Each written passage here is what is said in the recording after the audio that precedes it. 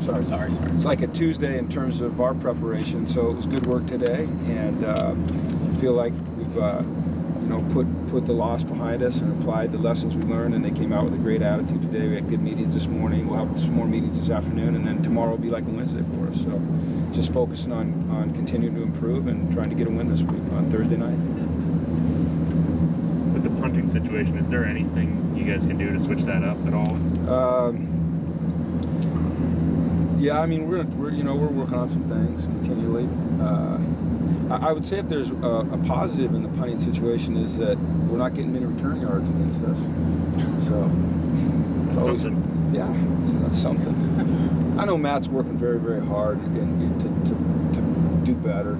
It's important to him. He's a heck of a good kid. He doesn't take it lightly. He works and he works. Maybe he overworks. Maybe he overthinks. He's just one of those guys that's so conscientious. So just trying to calm him down. And he boomed a good one the first one, and then struggled a little. So we just got to keep encouraging him to do his best, and that's what we're trying to do. What are your options there? Well, I don't know. I don't know. We might have a trick up our sleeve. No, we have a couple things, but. See, here you are, ask me that question when you're just looking over there like I am, watching our options. We've got some guys that have punting background, but right now, we're gonna just keep, like I said, keep helping Matt along and keep helping him improve. And as we do that, try to develop some other options if we need them. How are Connor and Dion? He did not practice today, and I would say that he's very questionable. He has a knee sprain. He was actually walking without a limp. He has a brace on. So we'll just have to see. Alex was out here. Dion didn't do much. We're a little beat up right now, but we'll get healthied up by Thursday. Hopefully have as many guys back as we can, and the guys that can't play, they'll support the guys that are in there playing for them, just like we've been doing all year. So. Kenny Young wandered in a little late. Kenny had a death in the family, and so his grandmother passed away, unfortunately, and so we made sure that he got back to Louisiana for the funeral. It's very important for him to be there, and he'll be in the meetings this afternoon, and he'll catch up. So that's about it. So. Is there any more of a radical difference in two teams you're playing than seeing Stanford and seeing Cal? Yeah, pretty different. That's kind of the nature of the Pac-12. Is every game's a little bit different, whether it's offensively or defensively, kind of the schemes that you see. But in terms of two different styles of offense, no, I don't think you can get any more radical than these two. Stanford was like old school football, and Cal's like new school football. Both of them have. I tell you, one similarity is both have outstanding quarterbacks. These two guys, Hogan and Tyler. These guys are. Goff he's pretty darn special. You watch the Utah game. I watched it on TV, so you kind of see his facial expressions, and he'd thrown 4 interceptions, and you would have never known it. And he has that great mindset. I think that all great quarterbacks have is that they're able to put a bad play behind them and keep going, put a good play behind him and keep going. And I guess as an observer of football, it's been fun to watch him mature. As somebody that has to play him on Saturday, it's not that fun. Which style meshes with your defensive personnel better? I don't know either. You have to be able to try to defend both. We struggled a little bit, as you guys know, on last Thursday night. Hopefully we play better this Thursday night. Does the situation this season feel similar at all to last year? You had the 2 early losses in October, and then and what did you learn from Well, that? I hope it does. But I'll tell you what you learn. I was telling the guys this the other day, is I counted up. I told them after the game, I said, I've coached a lot of football. I've been in this situation before.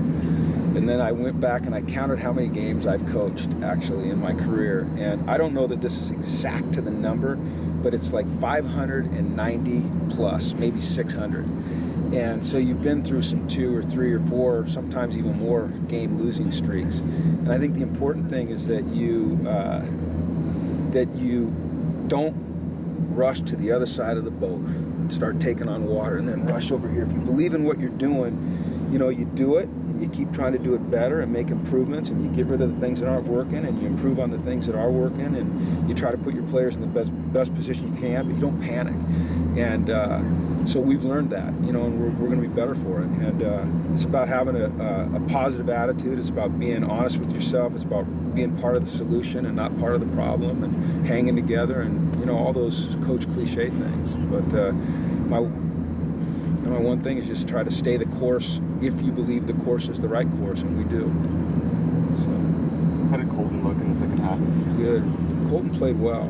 You're always trying to look for silver linings in anything, and I think if there's a silver lining from Thursday night, it's that Fred Uluperi got a ton of time at guard because he had to play the whole second half in place of Alex. Alex tried to go for one play, and then he just couldn't go. And Colton got to play a ton, and they both performed very well, and that'll help us down the road. And it didn't really hurt us on Saturday night. They both performed well. I think, Freddie, it was really his first action, and so he was, at times, it was, a little fast for him, but boy, I thought he really adjusted well. On the penalty front, in season, how much can you really do to try and get that turned around? The penalties that bother me are the non-aggressive penalties. A false start bothers me, a misaligned formation bothers me, because those are concentration errors, and so we just have to really emphasize those in practice, emphasize them in meetings. Guys got to lock in and do a better job in those situations. There's going to be some penalties, the one on Kenny Walker. It's really hard to get on him about that. He's peeling back. He's got a really good player chasing his quarterback. He's trying to protect him, and he puts, he's about $160, and he tries to put a hit on a guy to protect his quarterback, and they call it targeting. And I don't know if it was or wasn't, but it was because he got ejected. So it's hard to critique a guy that you say, hey, lower your aiming point. But it's the concentration errors that I think are frustrating for a coach and for a player and for a team. You've had big plays. I mean, do you coach him up at all about that, or is it? Well, if you look at it on film, Peyton was actually trying to avoid the guy. I mean, he pulled his arms up to avoid the guy, and the guy ran into him, and then Jordan ended up catching him. So just that's the kind of the breaks of the game sometimes. Everybody sees things a little bit differently. Obviously, the backward pass I saw a little bit differently than they saw. Fortunately, it worked out. It's the very first time I've challenged a play in 4 years. Thank goodness I had a good angle there.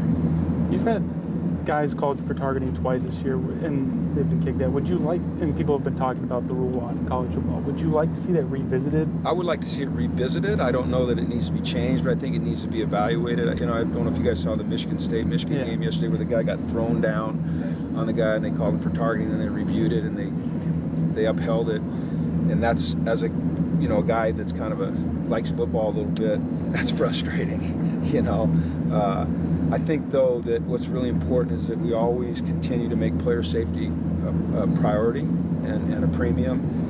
But at the same time, we have to realize that this is football, and it is a violent and it's a contact sport.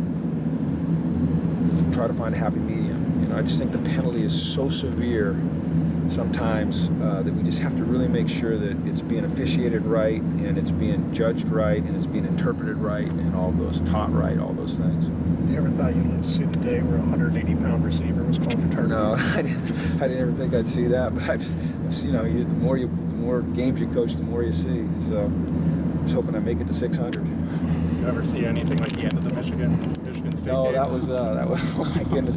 We were obviously working, and Demetrius Martin went to Michigan State, and so and Courtney Morgan, who used to work here, went to Michigan, and they were on the phone back and forth the whole time, and the whole office just went crazy. We went out, and Demetrius started singing the Michigan State fight song, and he's calling Courtney, and it was just, wow, that was unbelievable. I mean, I guess that's a great thing about sports and competition is you just never know what's going to happen. You go out there and you play your hardest and you do your best. And what did Coach the Michigan State coach said? He said we really unleashed it. I don't know what he said. Something funny after the game. I mean, everyone was in shock. So tough on that kid. All right, thanks, guys. All right.